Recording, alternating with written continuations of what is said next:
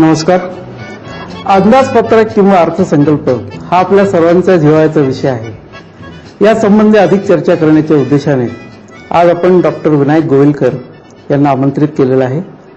गेल्या 10 वर्षापासून ते अंदाजपत्रकाविषयी व्याख्याने नाशिककरांकरता आणि महाराष्ट्रातील विविध भागामध्ये देत आहेत आणि त्यांचा या क्षेत्रातला अनुभव आणि ज्ञान फार मोठा आहे. नमस्कार सर. नमस्कार सर, प्रथमतः आम्हाला अंदाजपत्रक म्हणजे काय हे जरा सांगता का? तुम्ही आत्ताच सुरुवातीला म्हटलात की अंदाजपत्रक हा सगळ्यांच्या जिव्हाळ्याचा विषय आहे. त्यामुळे अंदाजपत्रक हे काही फक्त सरकारचंच असतं असं नाही. तसं बघितलं तर अंदाजपत्रक हे आपण घरातही तयार करतो. मी जर पगारदार असेल तर माझ्या पगाराचंही मी अंदाजपत्रक तयार करतोच. कारण अंदाजपत्रकात एका बाजूला आय आहे आणि दुसऱ्या बाजूला व्यय आहे. त्यामुळे हे अंदाजपत्रक व्यक्तीला, कुटुंबाला, संस्थेला, भागीदारी संस्थेला, कंपनीला सगळ्यांनाच बनवावं लागतं. तसंच ते सरकारी स्तरावरही बनवावं लागतं.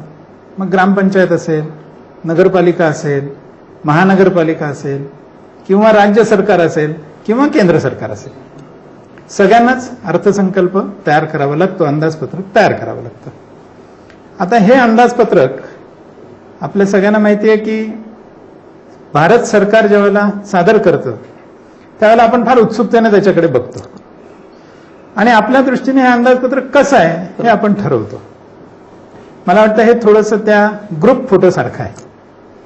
एखादा जर ग्रुप फोटो कोणाही माणसाच्या समोर धरला तर तो माणूस सगळ्यात पहिल्यांदा त्या ग्रुप फोटोत काही बघत असेल तर मी कुठे त्या ग्रुप फोटोत दिसतो हे तो बघतो.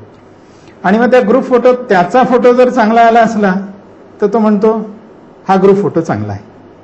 अंदाजपत्रकाचंही थोडंसं तसंच आहे. त्या अंदाजपत्रकात मला काय मिळालं हे मी आधी शोधतो आणि मला जर काही सवलती मिळाल्या असल्या, मला जर कराचा बोजा कमी झालेला असला तर मी असं म्हणतो की हे अंदाजपत्रक खूप चांगलं आहे. थोडक्यामध्ये आपण आपल्या दृष्टीने त्या अंदाजपत्रकाकडे बघत असतो. पण वास्तविक पगारदार, बँका, कंपन्या, सरकार या सगळ्यांच्या एक्सपेक्टेशन्स, अपेक्षा या अंदाजपत्रकाकडनं भिन्न भिन्न असतात आणि सगळ्यांच्याच अपेक्षा काही पूर्ण होतील अशी शक्यता अंदाजपत्रकात कधीच नसते. कारण अंदाजपत्रक ही तसं 3 पायाची शर्यत आहे. बऱ्याच वेळा सामान्य माणूस पटकन म्हणतो की अर्थमंत्री तर एवढं हुशार आहे, त्यांना कळत नाही का की अंदाजपत्रकात हे आलं पाहिजे. त्यांना कळत असतं, पण केवळ एकाच दृष्टीने बघून ते काही अंदाजपत्रक करू शकत नाही. हे 3 पाय कोणते? पहिला पाय आहे आर्थिक, दुसरा पाय राजकीय आणि तिसरा पाय कायदेशीर. आर्थिक याचा अर्थ देशाचा आर्थिक गडा नीट चालावा, तसंच देशाचा विकास व्हावा, तसंच सामाजिक न्याय मिळावा या दृष्टीने अंदाजपत्रकात काही तरतुदी केल्या जातात. हा झाला आर्थिक पाया. सामान्यतः आपण सगळेजण याच दृष्टिकोनातून अर्थसंकल्पाकडे बघतो. दुसरा पाया राजकीय. शेवटी अंदाजपत्रक संसदेमध्ये सादर करावं लागतं. ते सत्तेत असलेला राजकीय पक्ष सादर करतो आणि तो सत्तेवर येण्यापूर्वी त्यांनी काही वचननामा, जाहीरनामा, मॅनिफेस्टो ज्याला आपण म्हणतो असा दिलेला असतो. त्यामुळे त्याला अनुसरून हे अंदाजपत्रक करणं त्यांना भाग असतं. म्हणून हा एक दुसरा मर्यादेचा भाग येतो. आणि तिसरा सगळ्यात मोठा महत्वाचा जो पाया आहे तो म्हणजे कायदेशीर. भारताची घटना असं सांगते कलम 112 मध्ये की दरवर्षी सरकारने संसदेपुढे एक स्टेटमेंट सादर केलं पाहिजे. घटनेत जो शब्द वापरलाय त्याला तो बजेट शब्द नाही आहे, अंदाजपत्रक असा शब्द नाही आहे. त्याला म्हटलंय अॅन्युअल फायनान्शियल स्टेटमेंट्स. म्हणजे मराठीत जर त्याचं भाषांतर केलं तर वार्षिक वित्तीय पत्रके असं जाहीर करायला पाहिजे आणि ते संसदेत पारित करून घेतलं पाहिजे. म्हणजे अर्थमंत्र्यांना खूप भव्य दिव्य अर्थसंकल्प करायचा आहे तर तो तसा अर्थसंकल्प ते सादर करू शकतील, पण तो पारित जर झाला नाही तर मग त्याला इफेक्ट मिळणार नाही. म्हणून या 3 पायांच्या शर्यतीत अर्थमंत्र्यांना काम करायला लागतं. म्हणून आपल्याला असं दिसतं बऱ्याच वेळा की अर्थसंकल्प असा यायला पाहिजे होता पण तो असा येत नाही. याचं कारण एक तर राजकीय कमिटमेंट्स असतात आणि दुसरं म्हणजे संसदेत ते पारित करून घ्यायला लागतं. असं अर्थसंकल्पाचं थोडीशी पार्श्वभूमी आहे. आता हा अर्थसंकल्प म्हणजे सरकारची एक प्रक्रिया आहे. अर्थसंकल्प हा एका विशिष्ट कालावधीसाठी तयार केलेला असतो. म्हणजे सरकार राज्यावर आलं की 5 वर्ष ते राज्यावर राहणार आहे असं गृहीत धरलं तर 5 वर्षाचा अर्थसंकल्प नसतो. अर्थसंकल्प हा एका वर्षासाठी असतो. हे वर्ष म्हणजे आर्थिक वर्ष आहे, कॅलेंडर इयर नाही आहे. म्हणजे 1 एप्रिलला सुरू होणार, 31 मार्चला संपणार. मग हा अर्थसंकल्प ह्या वर्षापूर्वी सादर करायला लागतो. म्हणून आपल्याकडे भारतात अशी पद्धत आहे की हा अर्थसंकल्प 28 तारखेला संसदेत मांडला जातो फेब्रुवारीच्या. पुढे महिनाभर मार्चमध्ये त्याच्यावर चर्चा होते आणि मग तो पारित होतो आणि 1 एप्रिलपासून तो लागू केला जातो. हा अर्थसंकल्प मांडण्यापूर्वी सरकार अजून 2 डॉक्युमेंट संसदेला सादर करतं. त्यातलं एक डॉक्युमेंट असतं ते म्हणजे रेल्वे बजेट, रेल्वे अर्थसंकल्प, आणि दुसरं डॉक्युमेंट असतं ते म्हणजे इकॉनॉमिक सर्व्हे किंवा आर्थिक आढावा. म्हणजे मागे आम्ही बजेट दिलं होतं, काही धोरणं आम्ही जाहीर केली होती, त्या धोरणांचं आणि त्या अंदाजपत्रकाचं या वर्षभरात काय झालं याचा एक आढावा ह्या इकॉनॉमिक सर्व्हेमध्ये घेतला जातो, ज्यामध्ये काय काय घडलं सगळं गेल्या वर्षभरात याची आकडेवारीसह ही सगळी नोंद केलेली असते. आणि मग 28 फेब्रुवारीला दरवर्षी हा बजेटचा एक कागद संसदेमध्ये येत असतो. आता यावर्षी आपण बघितलं असेल की सरकारने तर संसद डिझॉल्व्ह केली. मग पुढच्या वर्षाचं बजेट कसं येणार? 1 एप्रिलपासून तर सरकारला खर्च करायला पाहिजे. मग अशा वेळेला घटनेत आणखीन एक तरतूद आहे. ती तरतूद अशी आहे की ज्या वेळेला सरकार राहणार नसेल त्यावेळेला सरकार किंवा उशिरा अंदाजपत्रक सादर करणार असेल अशा वेळेला सरकारने एक व्होट ऑन अकाउंट असं सादर करायचं असतं. म्हणजे संसदेने अंदाजपत्रक मांडेपर्यंतच्या कालावधीसाठी खर्च करायला सरकारला परवानगी द्यायची असते. त्याला म्हणायचं व्होट ऑन अकाउंट. आता हे व्होट ऑन अकाउंट आपल्याला आलेलं या अंदाजपत्रकामध्ये दिसतं. मग आता भारतासारख्या एवढ्या मोठ्या खंडोपराय देशामध्ये हे अंदाजपत्रक सादर करण्याची नेमकी कशी प्रक्रिया आहे? आपल्याला असं वाटतं की अर्थमंत्री जेव्हा संसदेत वाचायला लागतात अंदाजपत्रक तर असं वाटणं स्वाभाविक आहे की कदाचित अर्थमंत्र्यांनीच अंदाजपत्रक तयार केलं असेल, पण असं होत नाही. त्या ठिकाणी प्रामुख्याने 3 सेक्रेटरीज असतात. एक फायनान्स सेक्रेटरी असतो, एक रेव्हेन्यू सेक्रेटरी असतो आणि एक एक्सपेंडिचर सेक्रेटरी असतो. म्हणजे खर्चाचा एक सचिव, आय किंवा उत्पन्नाचा एक सचिव आणि एक आर्थिक विषयाचा फायनान्स सेक्रेटरी. म्हणजे असे 3 सेक्रेटरी ह्याच्यावर प्रामुख्याने काम करतात. याचबरोबर रिझर्व्ह बँक ऑफ इंडिया जी आपली मध्यवर्ती बँक आहे ती सुद्धा काही इनपुट्स या बजेट प्रिपरेशनसाठी देत असते. हे झालं सरकारी स्तरावर. पण सरकार आणखीन एक गोष्ट करत असतं आणि ती म्हणजे सामाजिक संस्था, उद्योजकांच्या संस्था, काही अर्थतज्ञ आणि काही आर्थिक संस्था या सगळ्यांना अपील करतं, आवाहन करतं की तुम्ही या बजेटमध्ये काय असावं काय नसावं या संदर्भातल्या तुमच्या सूचना द्या.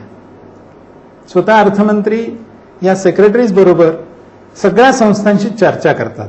म्हणजे उदाहरण सांगायचं झालं तर institute of chartered accountants of India असेल, फिक्की असेल, चेंबर ऑफ कॉमर्स असेल, अशा सगळ्या संस्था आपल्या काही सूचना अर्थमंत्रालयाकडे देतात. ह्या आल्या सूचना की त्याच्यावर चर्चा होते आणि मग ही चर्चा होऊन हे सेक्रेटरीज त्याच्या संदर्भात काय धोरणं असावीत हे ठरवतं. मग अर्थ मंत्रालय त्याचा एक ढाचा नमुना तयार करतं. हा नमुना त्यांच्याकडनं तयार झाला की मग तो पंतप्रधानांच्या कार्यालयाकडे जातो. पंतप्रधानांचा शेवटचा हात त्याच्यावर फिरला की मग अर्थमंत्री हा अर्थसंकल्प संसदेमध्ये सादर करतात. ही साधारण ती अर्थसंकल्प तयार करण्याची प्रक्रिया अशी आहे. आता या अंदाजपत्रकामध्ये देखील काही नियोजित खर्च, नियोजन बाह्य खर्च किंवा अनियोजित खर्च असे प्रकार केलेले असतात. मग त्यांची जुळवणी कशी काय होते हे समजून घेण्यासाठी आधी आपण एकूण अंदाजपत्रक काय आहे याचा थोडासा आधी विचार करू.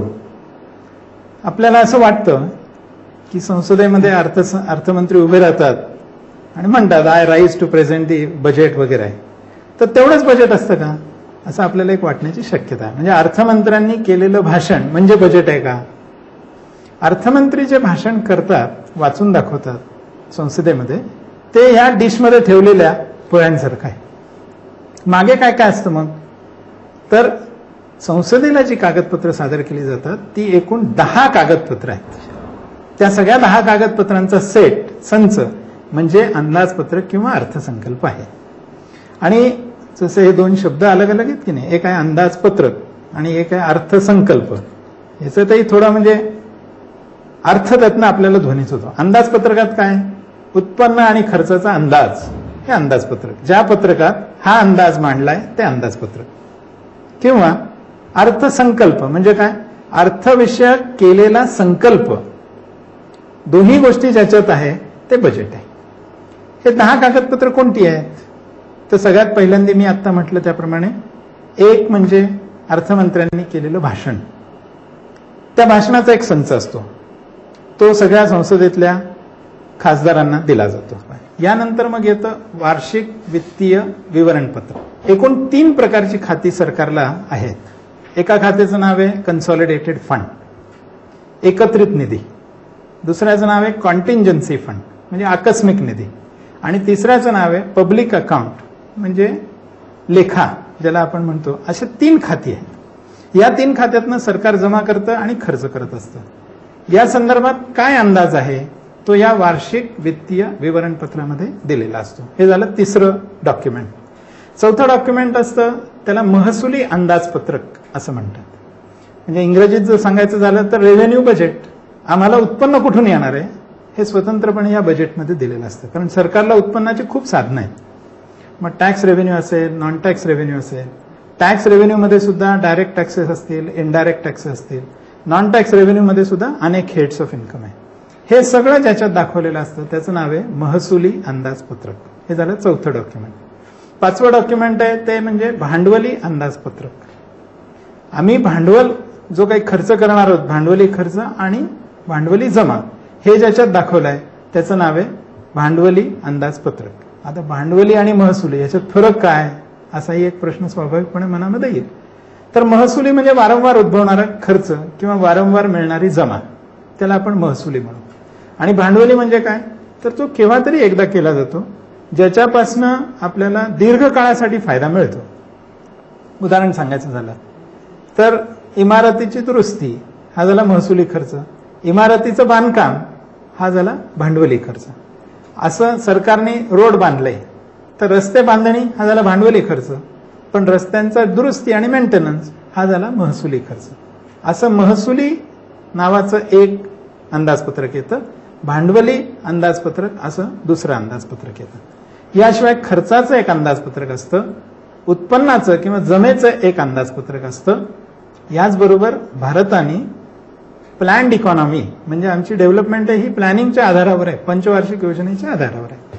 त्यामुळे पंचवार्षिक योजनेत काही योजना असतात, त्याच्यासाठी मात्र खर्च हा अंदाजपत्रकातनं केला जातो. म्हणून एक योजना व्यय असं पण एक डॉक्युमेंट असतं की या वर्षाच्या अंदाजपत्रकातनं योजनांवर किती आम्ही ॲलोकेशन केलेलं आहे, खर्च केलेला आहे, तो एक असतो. याशिवाय 9वं डॉक्युमेंट म्हणजे डिमांड फॉर ग्रँट्स. आणि 10वं डॉक्युमेंट म्हणजे 2 बिलं येतात. एक असतं फायनान्स बिल आणि दुसरं असतं अप्रोप्रिएशन बिल. आता फायनान्स बिल ही ऍक्टच्या पूर्वीची स्थिती आहे. ऍक्ट हा बिल पारित झाला की त्याला ऍक्ट होतो. फायनान्स बिल म्हणजे काय, करांमध्ये जो बदल सुचवलेला असतो, मग तो इन्कम टॅक्समध्ये असेल किंवा सेंट्रल सेल्स टॅक्समध्ये असेल, एक्साईजमध्ये असेल, कस्टममध्ये असेल, हा जो बदल सुचवलाय तो या फायनान्स बिलात नमूद केलेला असतो. आणि मग ते बिल पारित झालं की त्याचा फायनान्स ऍक्ट होतो आणि तो ऍक्ट झाला की त्या कायद्यांमध्ये बदल केला जातो. तसंच एक अप्रोप्रिएशन बिल आहे, म्हणजे खर्च मंजूर केला पण त्याच्यासाठी कायदेशीर परवानगी म्हणून हे अप्रोप्रिएशन बिल केलं जातं. अशा या सगळ्यांचं एकत्रित 10 डॉक्युमेंट्सचं जे काही तयार होतं त्याला आपण अंदाजपत्रक किंवा बजेट असं म्हणत असतो. सर, एक प्रश्न नेहमी मला जाणवतो की अंदाजपत्रक जवळ यायला लागलं जाहीर होण्याचे दिवस की बाजारात पेट्रोलला मोठ्या रांगा लागतात किंवा अंदाजपत्रकात कशावर टॅक्स लागतील याच्याबद्दल चर्चा सुरू होते. अशी गुप्तता त्या ठिकाणी आपल्याला जाणवते. तरी गुप्तता राखण्याचं काय कारण आहे आणि ती तशी आवश्यक आहे का? बरोबर, गुप्तता जी येते याला एक कारण असं आहे की अंदाजपत्रकात 2 बाबी प्रामुख्याने येतात. एक म्हणजे आम्ही कशावर कर लावणार आहोत, किती लावणार आहोत, आणि दुसरं म्हणजे आम्ही कशाला सवलती देणार आहोत का आणि किती देणार आहोत. ज्याच्यावर टॅक्स लागेल ती वस्तू महाग होईल म्हणून लोकांना उत्सुकता असते. जर वस्तू महाग होईल हे आधीच कळलं तर माणसं त्याचा साठा करून ठेवतील आणि काही काळासाठी बाजारात तुटवडा निर्माण होईल. हे कळू नये म्हणून गुप्तता ठेवावी लागते.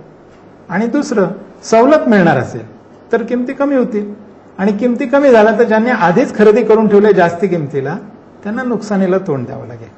म्हणून याबाबत गुप्तता पाळणं आवश्यक असतं. परंतु केवळ एवढ्या बाबतीत गुप्तता पाळली तर पुरं आहे, बाकीच्या बाबतीत काय पाळायचं कारण नाही. म्हणून जर गेल्या वर्षी आपण बघितलं तर सरकारने 3 गोष्टी अशा केल्या. एक म्हणजे अर्धवार्षिक आर्थिक आढावा आणला, मिड टर्म इकॉनॉमिक सर्व्हे. हा पूर्वी कधी येत नसे, तो गेल्या वर्षी पहिल्यांदा आला. त्यामुळे लोकांना अंदाज आला की अर्थव्यवस्थेत काय काय घडतंय आणि मग पुढचा अंदाज बांधणं सोपं झालं. दुसरं, त्यांनी एक केळकरांची कमिटी नेमली आणि त्या समितीने खूप मोठ्या शिफारसी दिल्या. त्या सुद्धा सगळ्या शिफारसी सरकारने जाहीर केल्या, लोकांसाठी मांडल्या की त्याच्यामध्ये कर रचनेत काय बदल होणार हे केळकरांनी सुचवलंय. अर्थात सुचवलं म्हणजे जसंच्या तसं मान्य होईल असं नाही, पण सुचवलं म्हणजे ह्यातलं काही मान्य होईल हा अंदाज लोकांना आला. ऍडमिनिस्ट्रेटिव्ह रिफॉर्म्स, प्रशासकीय सुधारणा ह्या करण्यासाठी काही गुप्तता बाळगायची कारण नाहीये. पण करांचे दर किंवा कोणत्या सर्व्हिसेसवर सर्व्हिस टॅक्स येणार हे मात्र गुप्त ठेवणं सरकारला स्वाभाविकपणे आवश्यक आहे. त्यामुळे टू दॅट एक्सटेंट, त्या मर्यादेपर्यंत गुप्तता ही राहणारच. आता जेव्हा मी सरकारच्या अर्थसंकल्पावरच्या त्रुटीच्या वाचतो त्याच्यामध्ये इतके 4-5 प्रकार आहेत, तर त्याचे 4-5 प्रकार करण्याचं काय कारण आहे असा प्रश्न मला पडतो. तर हे जर आम्हाला समजून सांगता का? तुटीचे प्रकार आहेत, पण मुळात तूट म्हणजे काय, तर ज्यावेळेला तुमचा खर्च जास्ती होतो उत्पन्नापेक्षा त्यावेळेला तूट येते. म्हणजे माझा पगार 5,000 पण मी जर खर्च 7,000 करायला लागलो तर 2,000ची तूट आहे मला. आता ही तूट जशी मला व्यक्तिशः आहे तशी सरकारला पण आहे, कारण सरकारच्या उत्पन्नाची काही साधनं आहेत आणि सरकारच्या खर्चाची काही हेड्स आहेत. त्यामुळे ही तूट येत असते.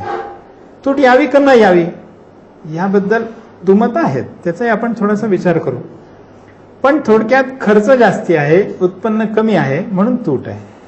मग आपण पटकन असं म्हणू सरकारला एवढं कळत नाही का की खर्च कमी करावा, आणि अंदाजपत्रक आल्यानंतर सगळ्यांच्या प्रतिक्रिया ज्या येतात त्याही अशाच येतात की सरकारने खर्च कमी करा. पण आता हा सरकारचा खर्च सुद्धा जर आपण बघितला तर तो एकूण 4 गटात आपल्याला विभागता येईल.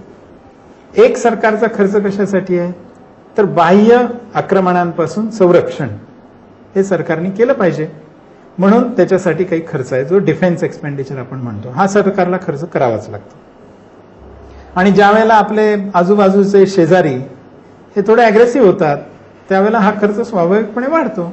हा खर्च वाढला की एकूण खर्च वाढतो, एकूण खर्च वाढला की तूट येते. असा एक खर्च आहे. दुसरा जो खर्च आहे तो maintenance of law and order with in the country, देशांतर्गत कायदा आणि सुव्यवस्थेची स्थिती ठेवणं, याच्यासाठी काही खर्च करावा लागतो. तिसरा एक महत्वाचा खर्च सरकारला करायला लागतो तो म्हणजे विकास, देशाचा आर्थिक विकास. हा करायचा असेल तर मग इन्फ्रास्ट्रक्चरवर, संसाधनांवर, मूलभूत सोयीसुविधांवर, पायाभूत सोयीसुविधांवर खर्च करावा लागतो. रस्ते असतील, वीज असतील, धरणं असतील, टेलिकम्युनिकेशन असेल, या सगळ्यांवर सरकारला खर्च करावा लागतो. आणि आणखीन एक चौथं हेड ऑफ एक्सपेंडिचर जे आपल्याला सरकारला करणं भागच असतं ते म्हणजे सामाजिक न्याय मिळवून देण्यासाठी काही खर्च करावा लागतो. उदाहरणार्थ, एका विशिष्ट उत्पन्न स्तराच्या खालच्या लोकांना कमी दराने आम्ही धान्य देऊ, फुकट शिक्षण देऊ, फुकट मेडिकल सोय देऊ वगैरे. हा सामाजिक न्याय मिळवून देण्यासाठी आणि समता टिकवण्यासाठी खर्च करावा लागतो. अशी 4 हेड्स आहेत. याचं जर पुन्हा 2 गटात विभागणी करायची झाली तर सरकारची कामं पोलीस स्टेट आणि वेलफेअर स्टेट अशा 2 गटात आहे. नुसतं पोलीस स्टेट असेल तर पहिल्या 2 गटात खर्च करा, डिफेन्स आणि लॉ अँड ऑर्डर, म्हणजे झालं पोलीस स्टेटचं काम. पण जर कल्याणकारी राज्य म्हणून सरकारला काम करायचं असेल तर सरकारला ह्या पुढच्याही दोन्हीसाठी म्हणजे विकास आणि आर्थिक न्याय आणि समता याहीसाठी खर्च करावा लागतो. म्हणून खर्च वाढत जातो, पण उत्पन्नाची साधनं त्या प्रमाणात वाढतात असं नाही, म्हणून तूट येते. आता उत्पन्न आपण मगा बघितल्याप्रमाणे 2 प्रकारचं आहे, महसुली उत्पन्न आहे, भांडवली उत्पन्न आहे. तसाच खर्चही 2 प्रकारचा आहे, महसुली खर्च आहे, भांडवली खर्च आहे. त्यामुळे येणारी तूट ही सुद्धा 2 प्रकारची आहे. एक महसुली तूट आहे, एक भांडवली तूट आहे. म्हणजे महसुली खर्च आणि महसुली उत्पन्न यातला फरक ही झाली महसुली तूट, आणि भांडवली खर्च आणि भांडवली उत्पन्न यातला आलेला फरक ही झाली भांडवली तूट. या दोघांची बेरीज करून येणारी तूट म्हणजे एकूण तूट किंवा बजेटरी डेफिसिट असं त्याचं नाव असू शकतं. आता ह्या तुटीबद्दल ही तूट भरून कशी काढणार असा एक स्वाभाविकपणे प्रश्न येणार. कारण आपल्या सामान्य माणसाला जेव्हा स्वतःचा घर गाडा चालवायचा असतो त्यावेळेला 5,000 पगार आणि 7,000 खर्च हे एखाद दुसऱ्या महिन्यात करता येईल, पुढे वारंवार कसं करता येईल? त्याला ती तोंड मिळवणी करावीच लागते. तशीच सरकारलाही करायला लागतं. सरकारला 2 मार्ग आहेत ही तूट भरून काढण्याचे. एक मार्ग काय आहे ते म्हणजे कर्ज घ्या. हे कर्ज घेणं याला फिस्कल डेफिसिट असं म्हणतात. जेवढ्या रकमेचं कर्ज सरकार घेणार आहे त्याला फिस्कल डेफिसिट असं म्हणतात. आता हे जे कर्ज घेणार आहे सरकार याचा परिणाम काय होईल? स्वाभाविकपणे परिणाम असा होईल, कर्ज जर सरकार घ्यायला लागलं तर बाजारात कर्जासाठी सरकारची मागणी वाढेल. कर्ज देणारे तेवढेच, पण घेण्याची म्हणजे मागणी जर वाढली तर स्वाभाविकपणे व्याजाचा दर हा वाढेल. कर्जाचा व्याजाचा दर एकदा वाढला की मग तो फक्त सरकारला लागू नाही होत, तो सगळ्यांनाच लागू होतो. मग तो उद्योगांनाही लागू होतो, व्यापारालाही लागू होतो. त्यामुळे मग इंडस्ट्री अँड ट्रेड यांना मिळणाऱ्या कर्जाचे व्याजाचे दर वाढतात. हा व्याजाचा दर वाढला की व्याजाचा खर्च वाढला त्यांचा, तो खर्च वाढला की एकूण उत्पादनाचा खर्च वाढला आणि तो खर्च वाढला की किमती वाढल्या. म्हणून जर सरकारने तूट भरून काढण्यासाठी कर्ज हा मार्ग चोखाळला तर होतं कसं, किमती बाजारातल्या शेवटी वाढून जातात. दुसरा एक मार्ग आहे. दुसरा मार्ग म्हणजे नोटा छापणे. आता सरकारकडे खर्च तर करायचा आहे, पैसा तर नाही, उत्पन्न तर नाही, मग काय करतात, नोटा छापतात. याचा परिणाम काय होईल? म्हणजे पहिला मार्ग बरा की दुसरा मार्ग बरा? जर नोटा छापल्या तर होतं कसं, बाजारात चलनाचा सुळसुळाट होतो, चलन वाढतं. बाजारातलं चलन वाढलं म्हणजे तुमचं माझ्याकडचं चलन वाढतं. माझ्या हातात चलन वाढलं की माझी क्रयशक्ती, ज्याला इंग्रजीत परचेसिंग पॉवर म्हणतात, ती वाढते.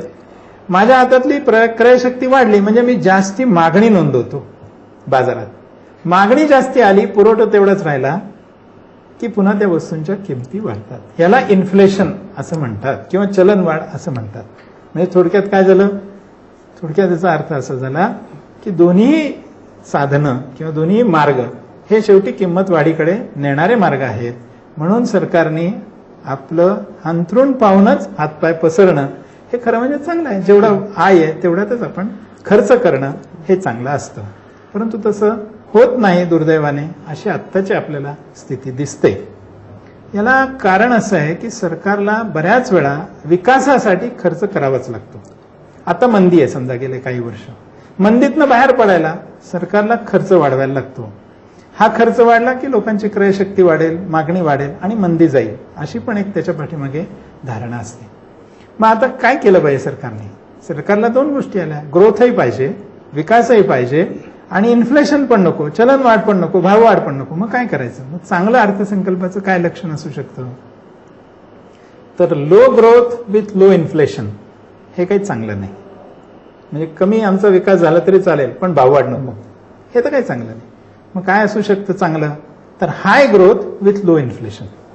विकास दर चांगला पण चलनवाढीचा दर मात्र कमी, असं जर झालं तर त्या देशाचा विकास या अर्थसंकल्पाच्या माध्यमातून चांगल्या पद्धतीने होऊ शकतो असं म्हणता येईल. विकासासाठी आणखीन एक गोष्ट काय आवश्यक आहे किंवा तूट कमी होण्यासाठी आणखीन एक गोष्ट काय आवश्यक आहे, ती म्हणजे खर्च कमी झाला पाहिजे. पण मी जर थोडेसे आकडे तुम्हाला सांगितले तर तुम्हाला आश्चर्य वाटेल की हा खर्च कसा कमी करता येणं शक्य हो. उदाहरणार्थ, एकूण महसुली खर्चाचा जर विचार केलात तर महसुली खर्चापैकी 52% खर्च हा केवळ व्याज या खात्यावर जातो. सरकारने घेतलेली कर्ज त्याच्यावर दिलेलं व्याज हे एकूण खर्चाच्या महसुली खर्चाच्या 52% आहे. दुसरं, जो डिफेन्सचा खर्च आहे, संरक्षणाचा खर्च आहे, त्याचा जर विचार केला तर तो जवळपास 18 ते 19% हा डिफेन्सचा खर्च आहे. म्हणजे तोही कमी होणं शक्य नाही, व्याजही कमी होणं शक्य नाही. आणि तिसरा हेड ऑफ एक्सपेंडिचर जे आहे ते आहे सबसिडीज किंवा सवलती. त्याही कमी होणं काही शक्य नाही आहे. कारण आपल्याकडे शेतीची सबसिडी आहे, विजेला दिलेली सबसिडी आहे, गॅसला दिलेली सबसिडी आहे, पेट्रोलला दिलेली सबसिडी आहे. या सगळ्या कमी सरकार हळूहळू कमी करायचा प्रयत्न करत आहे. पण हाही खर्च सुमारे 13% आसपास आहे. आता याचा जर विचार केला 3च हेड्सचा तर जवळजवळ 83% खर्च एकूण महसुली खर्चाच्या या 3 खात्यांवर आहे. आणि हा कमी करणं कोणत्याही सरकारला जवळपास अशक्य आहे. राहतो किती? 17-18%. या 17-18% कमी करून आपल्याला फार काही साधता येईल आणि तूट खूप काही कमी करता येईल अशी शक्यता दिसत नाही. म्हणून खर्चाचं हे जे विभाजन आहे तेही थोडंसं बदललं पाहिजे. त्याचबरोबर तिसरं एक खर्चाचं विभाजन आहे जेही विकासाशी संबंधित आहे. ते कोणतं? तर कॅपिटल एक्सपेंडिचर आणि रेव्हेन्यू एक्सपेंडिचर. भांडवली खर्च आणि महसुली खर्च.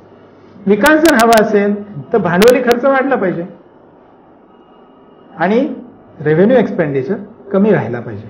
आत्ता काय होतंय? आत्ता आपल्याला असं लक्षात येईल साधारणपणे 78% रेव्हेन्यू एक्सपेंडिचर आहे आणि फक्त 22% कॅपिटल एक्सपेंडिचर आहे. म्हणजे ज्याच्याने आम्ही मालमत्ता निर्माण करतो, ज्या मालमत्तेतनं पुढे उत्पन्न आणि सोयी सुविधा निर्माण होणार आहेत, तो खर्च आमचा केवळ 22% आहे.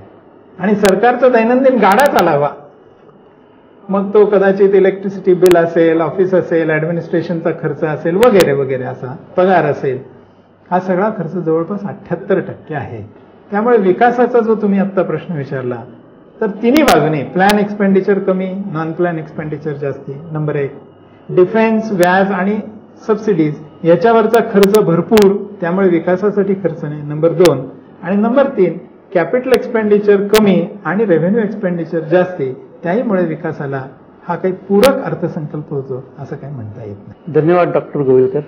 आपण या ठिकाणी आलात आणि आम्हाला अंदाजपत्रकाबद्दलची उपयुक्त माहिती दिली, जी आम्हाला क्लिष्ट वाटत होती. त्याबद्दल मी आपले विद्यापीठाच्या वतीने आभार मानतो, माझ्या वतीने आभार मानतो. धन्यवाद. नमस्कार.